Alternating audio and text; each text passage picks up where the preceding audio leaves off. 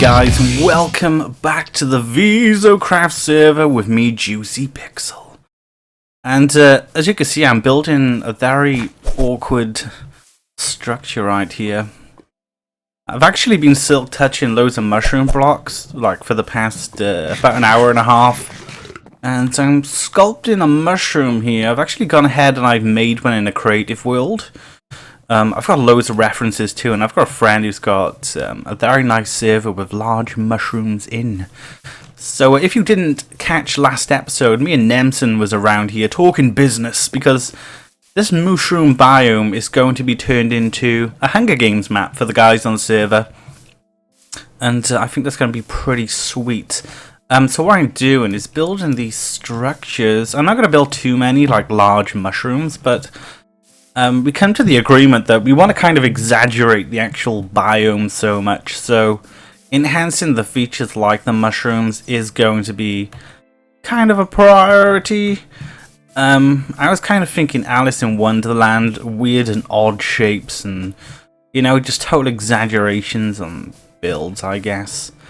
There's going to be some man-made structures around here as well. It's not all going to be large mushrooms. There's going to be some towers, bridges, maybe mini caves, like, you know, little tunnels going through some of these hillier areas, I guess. And the actual main spawn portal, why do I always say spawn portal? Probably because I've got my own server and I'm used to saying spawn portal. Like the main centerpiece is going to be this portal right by here. As you can see, this Mooshroom is guarding it quite well. I mean, they keep spawning in, I assume, so... Oh, he's gone. Maybe I'll find him at my base one day. So this is going to be the main centerpiece here, and I was thinking... I'm not sure if the actual main map start area is going to be here, but this pole kind of represents the center-ish of the map, so... If there is going to be a starting position here, like you do in the... Let's go away from this portal, it's loud. Like you do have in a Hunger Games map, this area by here would be it. And I would probably think it would need to be slightly elevated a little bit, so maybe by here, I can obviously move some more mycelium, I'll bring some dirt over here, but have the center point slightly escalated, elevated, escalated. And to have some features that can catch the player's eyes and kind of rule up where they want to go. Obviously, if one area of the map looks more, how would I put it, has more dense structure, I'm assuming people are going to run towards that for their own protection. So the positioning of these mushrooms are going to be like spread out in... Whoa, I was looking at that mushroom up there, looked weird just a moment ago.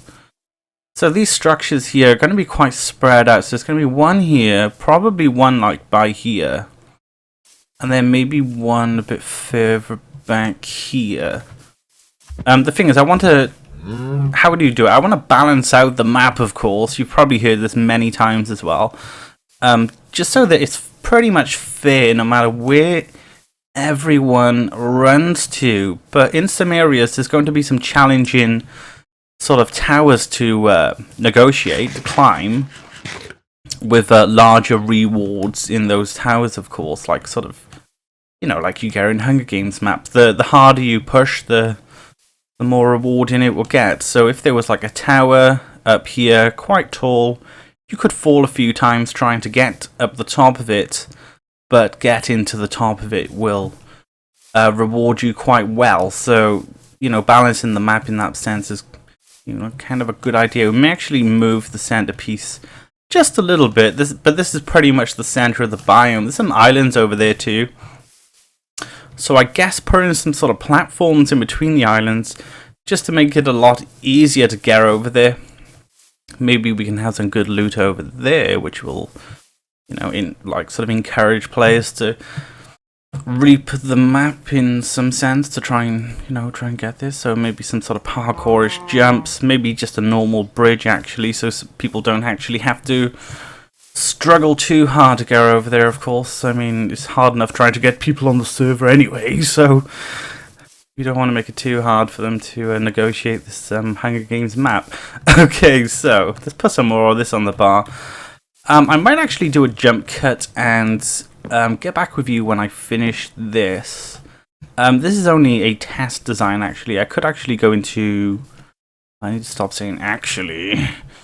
We could go into my invention world too and show you what I've created there as well.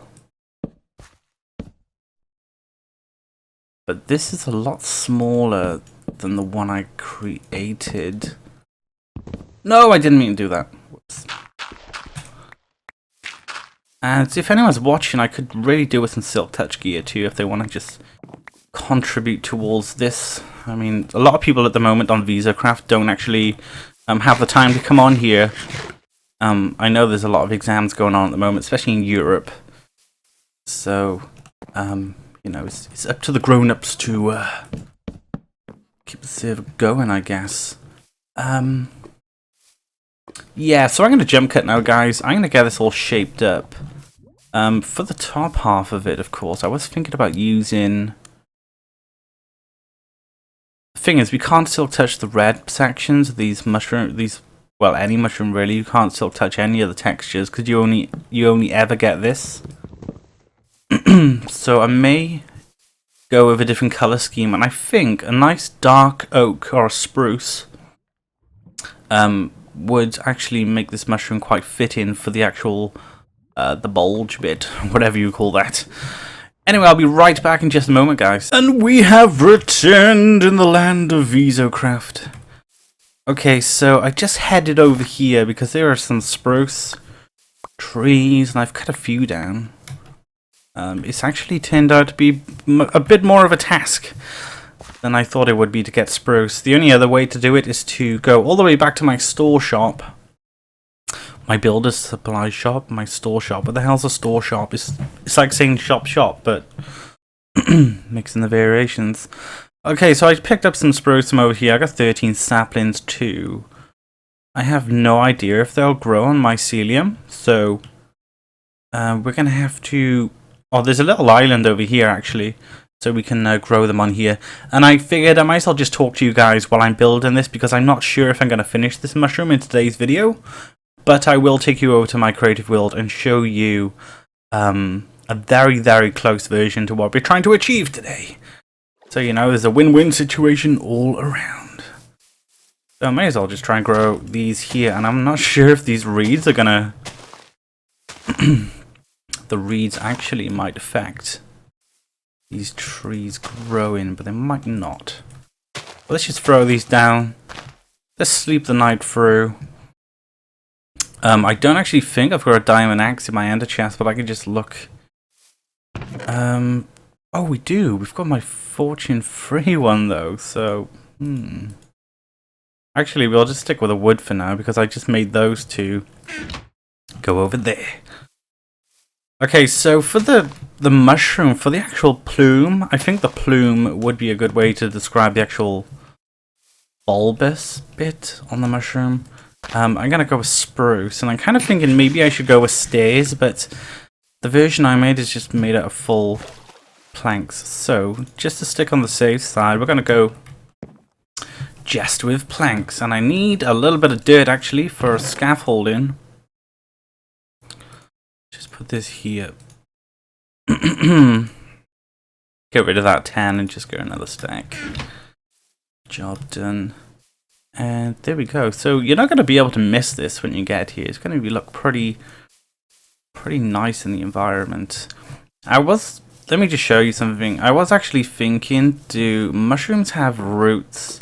And they do, but they don't span this much. Oh, I can hear lava underneath me. I was like, what the hell? Yeah, they don't actually span this much, so I'm thinking just strip this back just a little bit. The mycelium will grow back over that. That's cool. That's cool. That's fine. There we go. And boosh on the roof. I just want to ask you guys, I know not everyone's going to be like able to answer this question, but do I sound Welsh to any of you native Brits? by listening to my accent, would you know that I am Welsh?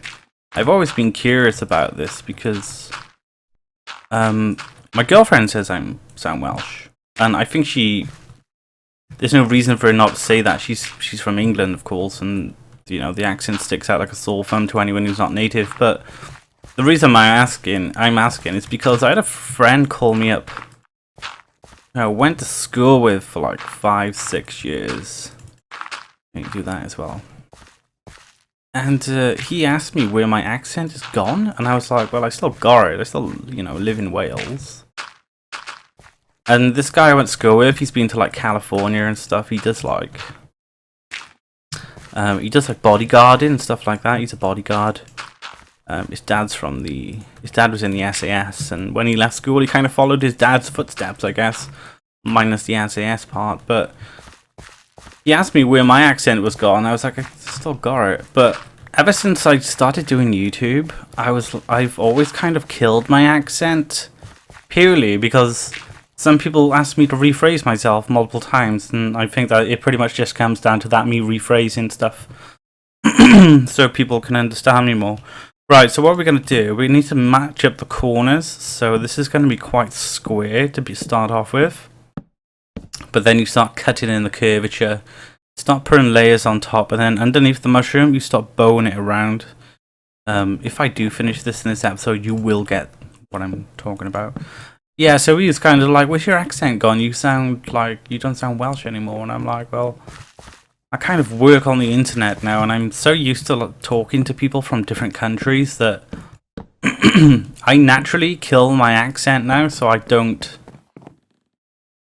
sound as Welsh as I can do. But if I was like, if I was talking to my parents, of course, I would just let it all go. So if I was like trying to sound like a native Welsh person, I would be like, hello, how you doing, boy? What are you up to, like, innit? Been out today anywhere at all? Oh, lovely weather, innit, but so that was probably a big exaggeration of the accent, but and the you know, the kind of words we use, but yeah, something like that. Alright, boy, how's you doing? Haven't seen you around much. I hope you've been a good boy and not been getting in trouble again. So that's kind of how. I guess there are people in Wales who do sound like that, because I've actually looked on YouTube before for like videos on like people who sound Welsh, or people who are like teaching the Welsh accent, and people actually do naturally sound very thick like that. Not thick as in dumb, but the accent sounds quite thick. As you can see here, we're kind of curving off these corner bits here. So momentarily, we're probably going to just curve this, but you know, I'm just getting this ridge sorted. Yeah, so let me know in the comments, do I sound Welsh? If you know what a Welsh accent sounds like, of course. Because I'd be interested to know. But yeah, because I do graphics and web, and I talk to different people, and I've been in many situations where someone's asked me to repeat myself because they don't actually get it because of my accent. I kind of kill the accent on purpose. But I've been killing it for so long. I think I've been killing my accent purposely for 2 years now that I think there's probably a little pinch of Welsh in there, but that probably comes down to whatever word I use. Feather falling on there. No, there's no feather falling. Yeah, it probably comes down to word of choice as well. So if I was to say like otter, does that sound Welsh? Otter. I was asked once what when I first started going out with my girlfriends, someone up there asked me what animal would I like to be if I was to like being reincarnated or something, and I said otter. And they were like, wow, that's a very Welsh way of saying otter, buddy. He's from Liverpool, of course, so that's a funny way of saying otter, isn't it? Oh, I can't do a Scouser accent. Sometimes I can when I have too many beers, but I think I need too many beers to actually do a Scouser accent. I think that's the... I think that's how they get their accent anyway. Okay, so as you can see, this corner's very, very round. These ones are square though, so each corner needs to be very obscure. So we're going to hop over to my creative world now. This build's definitely not going to be done in this video, unfortunately. I can build and talk, but it still means the video is going to be quite long. So let's just leave VISOCraft, go to my single invention world single player. And this is something I worked on overnight. Time set 0. So it's, it's nothing too crazy. You can get where it is. There needs to be a lot of filling on here. Possibly more filling again. Probably not enough to. We don't need it to be fully filled like that. But I think a mushroom would have this kind of arch going around the inside, all the way around it. Possibly. And we've got a lot of bats spawning in here, which could potentially be annoying, but as you can see, we've got the shape here. I couldn't spawn in the actual mushroom blocks. There's probably a block ID for me to do that, but to save time, I just used birch planks. Don't rage at me. And then for the top half, I used red stained clay, which we could potentially use on the server anyway, because, we've got a huge stock of it, and I'm sure Nemson will help us out if we ever needed any. So there's this really nice toadstool effect going on here. But I think the actual spruce wood will work out really nice for it. That in contrast with the actual mushroom blocks will work out quite nice. Let's go back on VISOCraft. There we go. So I think, so the contrast between these mushroom blocks here and the spruce is going to work out quite well. And the mushroom seriously can be different colors.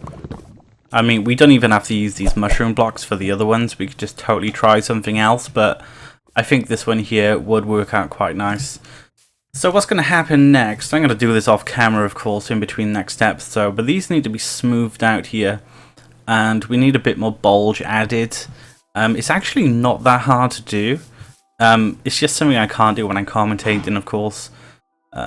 Especially when I'm trying to concentrate. It's going to be quite tricky, but there we go. I think I will take a screenshot of maybe this for the thumbnail. But like always, guys, I want to say thanks for watching. Let me know in the comments below if you do think I sound Welsh, of course, because I would be really interested to know that. And I'll see you next time in another video. So peace.